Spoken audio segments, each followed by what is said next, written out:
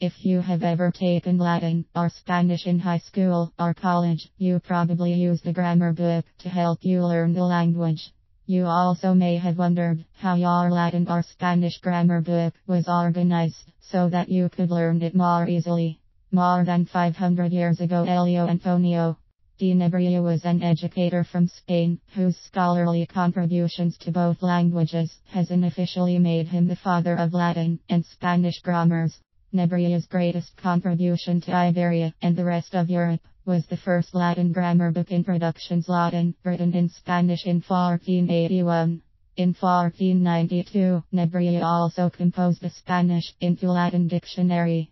In 1495, he outdid himself by publishing the reverse, a Latin into Spanish dictionary.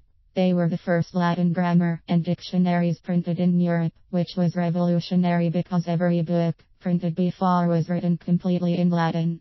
So Iberia's Spanish and possibly Portuguese people could read Latin by translating it from Spanish. Before Nebrija published his works, Latin was the language used by the Roman Empire many centuries earlier.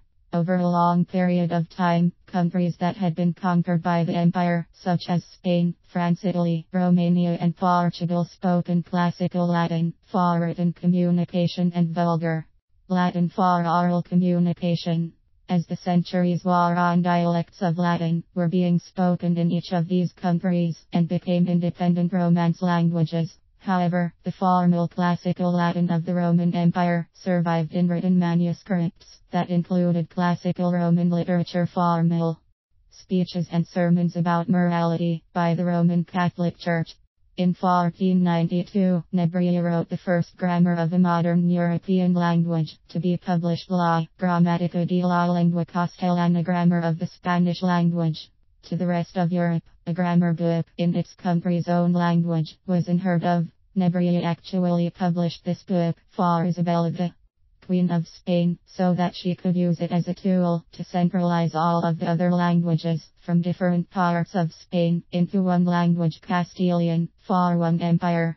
It was also not just for the entire Iberian Peninsula, but the future Spanish-American colonies, which was prophesied by Nebrija himself. It was prophetic in that throughout the conquest of the Americas and the centuries of colonialism, language was used by the Spanish as a tool for conquest, to consolidate political power, to spread the Catholic faith, and to unify the empire. Jean de la Rosa, Language and Empire. The Vision of Nebrija.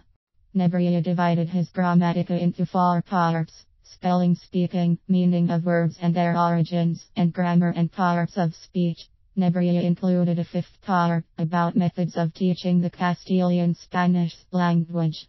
All of these linguistic elements are used in today's foreign language books, not just in the Castilian language. Nebrija even published his final book, Reglas de Ortografespaola, to focus more broadly on the rules for pronouncing and spelling of Spanish words. After Nebrija's works were published, Castilian Spaniards enjoyed a revival in classical Roman literature. They traveled to Italy, where Nebrija studied, and were exposed to the Italian Renaissance. As a result, Spain culture experienced its own renaissance. Spain's number of literary publications by Spanish authors exploded, so much so that this period was known as Spain's Golden Age of Literature, El Siglo de Oro. Books, poetry, theater, and short stories were busily being printed in the Castilian language. Among the first popular works were 2 that were written in narrative prose: La Celestina, 1499, and Lazarillo de Tormes, 1554. In 1605, the first part of the world's first and arguably greatest novel, Don Quijote de la Mancha, written by Miguel de Cervantes, was published by popular demand. Elio Antonio de Nebrija's publications on the Latin and Spanish languages were groundbreaking. Just as his first instruction book for Latin was his most important tool for medieval Europeans to read Latin today, the influence of his first Spanish grammar book has been indispensable. Without this, linguistic contribution, the rest of the world would not be able to communicate with roughly 400 to 500 million people in 21 countries whose native language is Spanish.